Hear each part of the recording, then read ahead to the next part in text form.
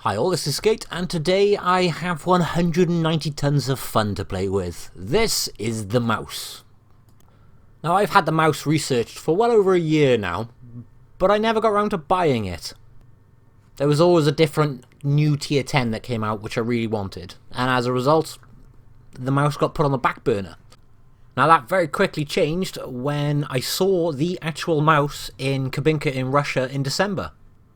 Now, I can't do a mouse guide or mouse review or just tons of fun without obviously showing that clip of the mouse. So for those who haven't seen it, here it is.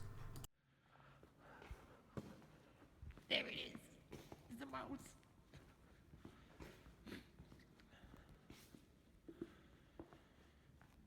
Oh my god.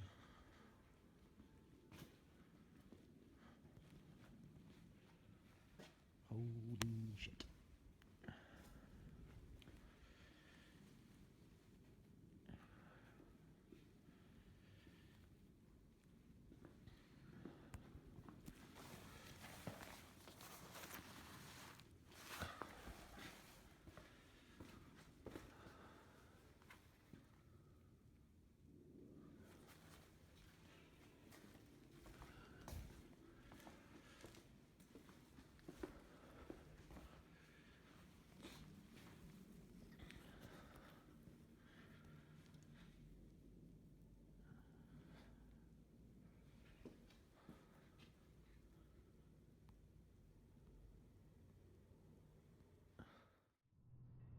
If you haven't seen it, I do have a full video from Kabinka Tank Museum and Wargaming Fest on the channel, and I've put a link in the video description.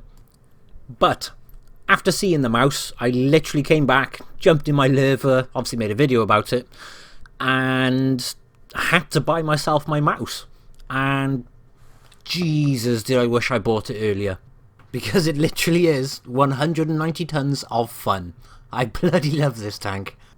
And the reason I love it, it's not because it's OP, it's actually far from OP. Even potatoes fire heat at this thing. It's because it's just so damn funny. You can do as much ramming damage as you can from firing your rounds, and actually save some credits in doing so, so bonus. And with that in mind, I have some very fun and entertaining mastery games to show you. But before we do that, I am going to do the quick run through the garage.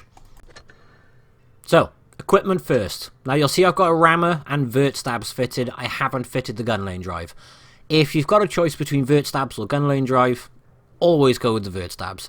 But I've also got fitted the repair kit. Now I didn't have this fitted originally, but I would strongly recommend fitting it. Obviously the mouse gets tracked an awful lot. I originally had vents fitted, and when I had vents fitted, I had the second repair kit here instead of the engine boost. Now when I had the second repair kit fitted, I found the mouse obviously gets tracked a hell of a lot, and as a result I ended up using them both all the time and still getting stuck with the tracks out. So instead I swapped out and put the repair kit in to get the tracks on quicker, and then I swapped in the engine boost. And the reason I swapped the engine boost is quite simple. It's 4,500 credits for the engine boost. One APCR round will cost you 4,800. You will do a crap ton more damage by ramming with that engine boost on than you will from one APCR round. And the ramming comes with guaranteed smiles. Back to the ammo quickly. You'll see I run 40 AP, 18 APCR and 10 HE. And then for provisions we run the chocolates for crew skills and the improved fuel just to try and improve the mobility slightly. And then finally you will note I was running camo, or do run camo on my mouse. Is it needed? No. Does it make any difference? Probably not. It's a mouse. It just looks pretty, and as a result that's why I put it on. Before we go into the gameplay, I want to show you the armour on the mouse and angling, because that pretty much makes or breaks this tank. If you're not angling it correctly, it will just get torn to pieces. So, this is the armour, and we are firing at it with the gun on the T62A. As you can see, the weak spots are between the tracks, where there's an 88% chance of going through, and the turret cheeks, where there's around a 60 to 70% chance of the APCR shots going through. That, however, is when you are firing at it straight on. When you turn the mouse slightly away from your enemy like this, You then reduce it to a 50% chance of it going through the cheeks.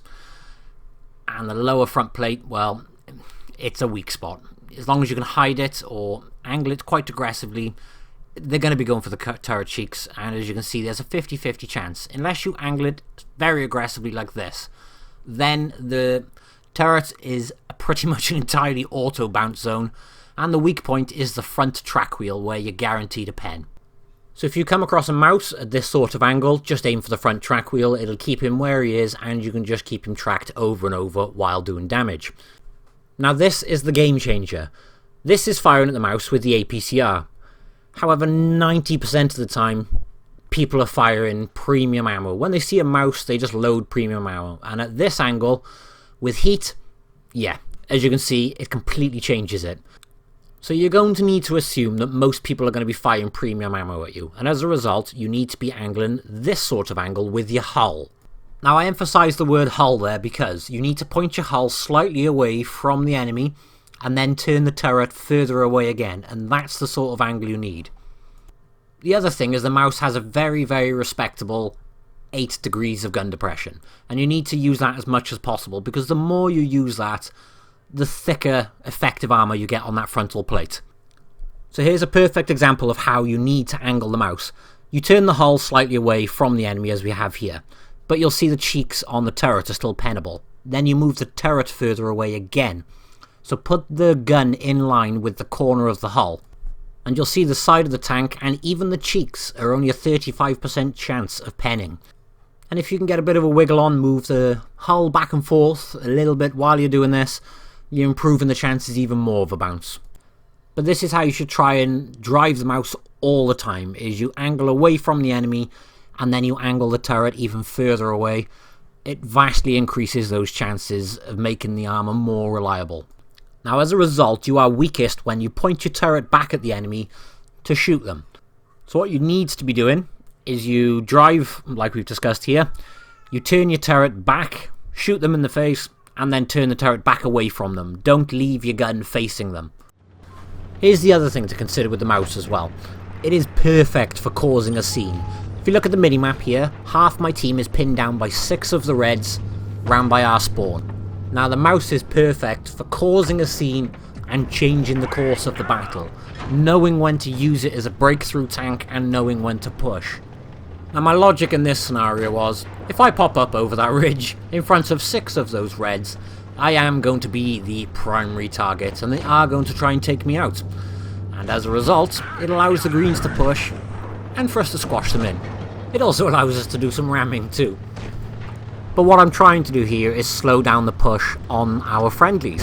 And as a result, you'll notice I'm only focusing down enemies on my left-hand side and pretty much ignoring the right-hand side for now. Because by taking the people on the left, it's slowing down their push, which allows the greens to then push in and help. So now we've got the ST-1 out of the way, it's time to look at the Conqueror. E100 is now turning back to look at me, and in doing so, he's got himself shot to bits. So just by being here has caused the enemy to be confused, obviously come back and get rammed to death. But it does mean, obviously, that's 2 out.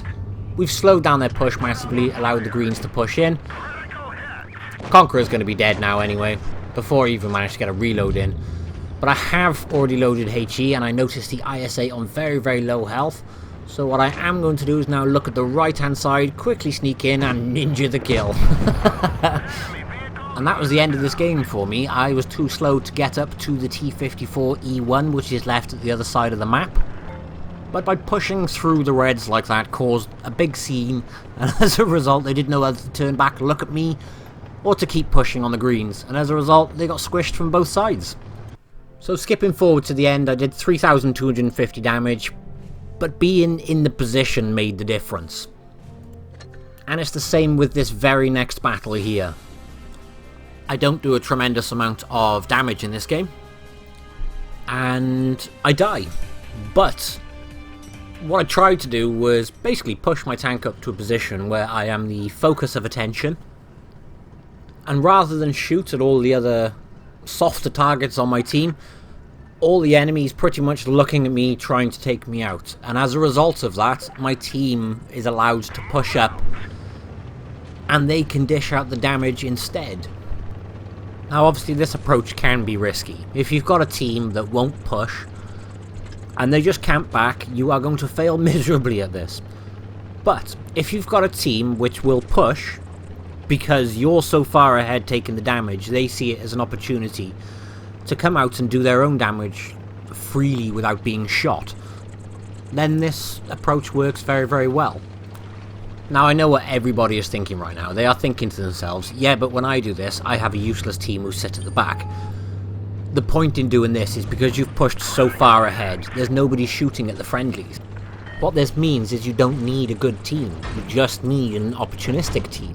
A team that will go, ooh, I can get out and get some shots in on these tanks without taking return fire, because that stupid mouse is up there taking all the damage.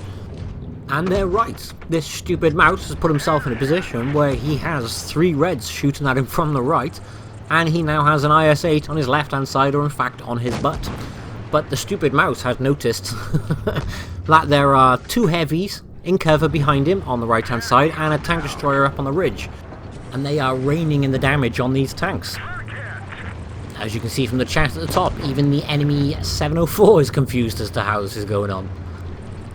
You'll also note I haven't turned my tank to shoot at the IS-8 that was on my butt. Instead, I put the engine boost on and just kept tapping into him, because every time I tapped him, I kept doing damage to him, and if I turned, I would have been wiped out by the rest of their team, specifically these 2 E100s in front of me. So I've kept my strongest armour to them two, and I'm hiding behind the IS-8 by here. The weakest part of my lower hull is hidden. You'll notice I'm angling slightly up the hill as well. That increases the angle of the front upper plate. And as a result, the only thing I need to worry about is the turret cheeks. I've already done 2 bounces off them. One you could hear was an AP round, and the other one you could very clearly hear was a heat round. Now I push up by here to try and do some damage to the E100. And my logic is, if I push up by here, I can use the corpse of the other E100. However, I poke my tank out just a little bit too much, and there's the end result. So if I quickly skip forward to the end of the game, you will see I didn't do a huge amount of damage, but yep, I got myself a scout badge in the mouse. And although the Object 263 on my team did 3,500 damage, I was above him on XP due to spotting damage. Now the other thing with the mouse is it's that damn big, where do you hide it? Well, the straight answer is hide it in plain sight. This spot may be glaringly obvious to some, I have not found it before, but basically the mouse can see right over this rock right in the middle of mines. Now I found this funny because everybody's literally kind of trying to squeeze around the rocks, trying to hide behind cover. Mouse just looks over it.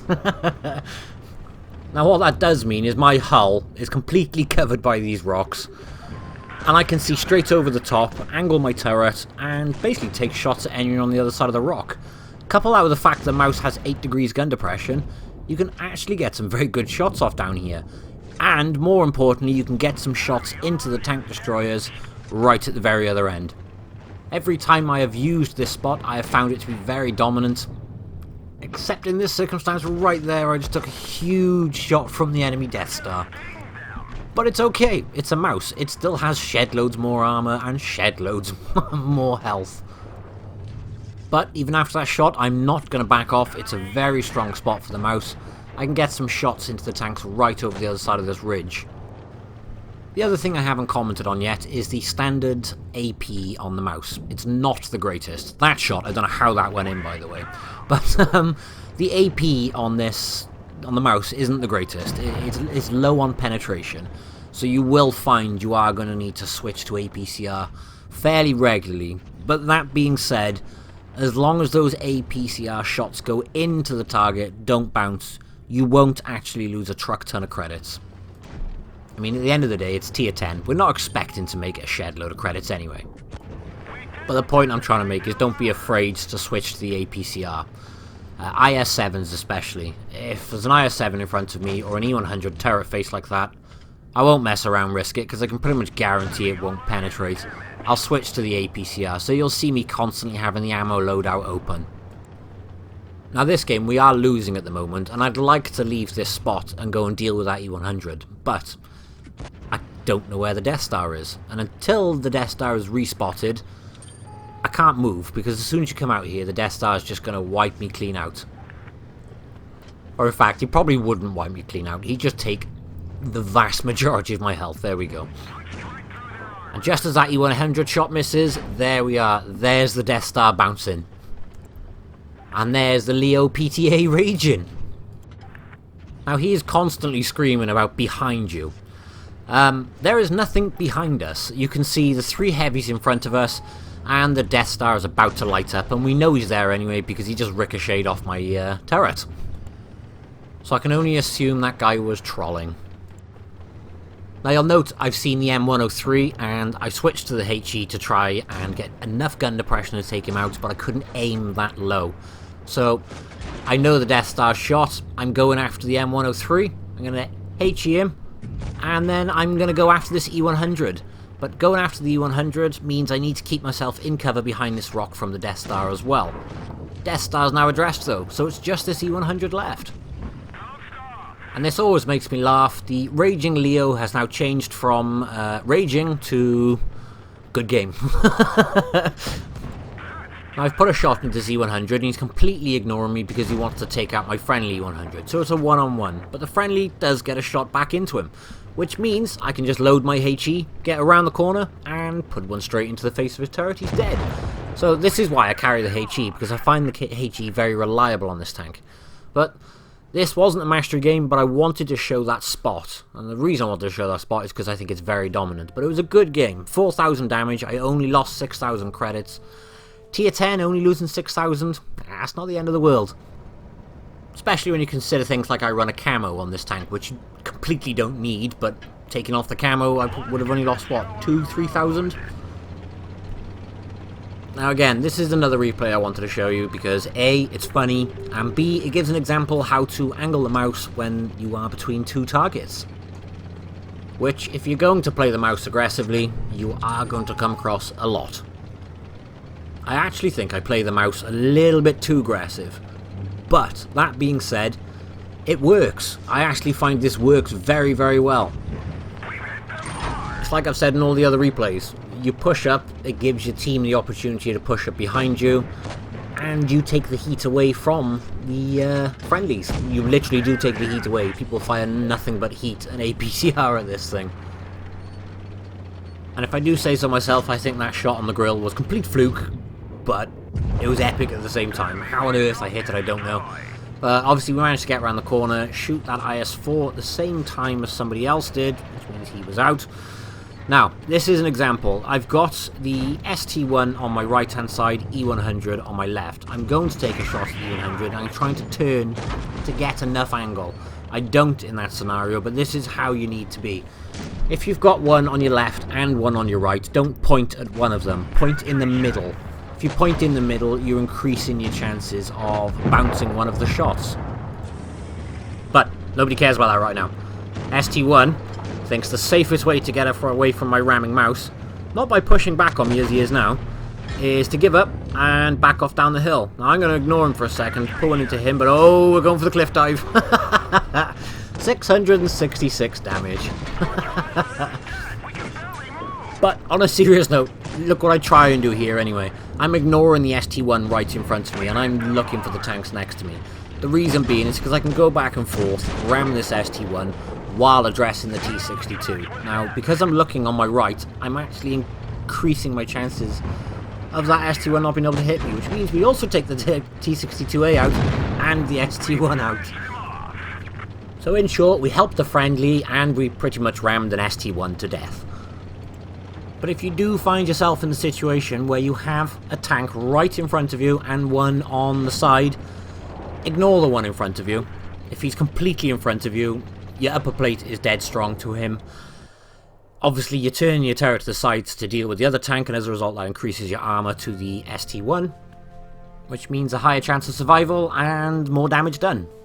Now on a separate note, does anyone remember in my Lerva video I put up 2 mastery replays, both on Canyon, because I said I kept getting Canyon? Well, either someone in Wargaming is trolling me for giggles, or this is just one freaky coincidence. I have 2 masteries for you in the mouse. Yep, both on Fort Despair.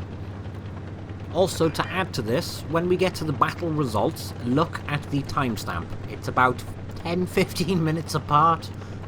Wargaming. Just why? Why? Now, I do have other mouse masteries recorded, but I haven't included them in this because by the time I've finished even just these few, we're going to be approaching half an hour. So I thought later in the week I would upload a couple of them separately, or separate to this video anyway. And some of them are actually very interesting and could warrant their own video, especially when I could say, what can we say about the other ones? Well, one's mouse-on-mouse action, and there are masteries involved. And the other one is straight after it, so the very next game is another mastery, and here comes the ammo rack. Woo! I love ammo racks. So, anyway, on with these replays. We've caught the base, there was nobody by there. There was a grill originally, but he ran off, and as we come around the corner, we see a T-54, and we ammo racked him. Now, there is an FV-4202 in front of us, but we can see the entire red team on the left-hand side. Watch this Jagdpanzer E-100. We've got 1 shot for 700 into him. Rather than back up, he is pushing forward. There's another shot into him for 700. So he's pretty much lost the majority of his health just going around the corner. So I'm going to try and back him up and help him out. But there was a lot of firepower around that corner, so as a result he is literally straight out of the game. There are medium tanks shooting at me from behind, but I've said this in previous videos, deal with one flank first. I'm going to help this tortoise take out the grill, and then I'm going to turn around and try and deal with the rest. Now we have evened the playing field, and we have a T-54E1 in front of us, popping between the rocks, which means we can go straight into him because his armor is like butter. He also very kindly pops up in exactly the same spot again, which means we can get that second shot into him. And then I notice the Object 268 behind me. I'm not having my weakest armor facing an Object 268, so I am going to turn around in an attempt to deal with this guy. So what we're doing is angling our armor away from him up the hill, putting a shot into the side of him, and then up the hill we go. And he shot HE at me, so he's not going to do much damage with that, but this is what makes me laugh. I'm behind a wall. I have a turret. He does not. He doesn't have a turret, yet he decides to chase me around the wall. Now, obviously we all know what that's going to mean, is I can get one into his track by here, keep him by there while I go further around the wall. If he wants to chase me, he's got to come around. I'm gonna get to I'm gonna get to him long before he gets to me because of that wall. So it means he's dead, and I'm gonna get another cap. Now in this mastery, I'd say a fair chunk of the XP I earn is from taking that base and taking the other base. And obviously putting some silly shots into silly tanks like that, who are reversing with their turret facing the wrong way. Now, there's a T-62A there and a tortoise. Gonna need to try and help the tortoise, but how on earth did that shot bounce? With the T-62A though, still alive, don't know how that bounced, but out of the way, we now need to look at the FV-4202 who's come back around our flank. I've tracked him, only done damage, but I have put on my boosts, which, as I mentioned at the start, pretty much means is I'm going to try and ram you. Now we got 1 shot into him, which means an easy kill, but we're going to get the squish. That was... that wasn't a squish, that was a pinch.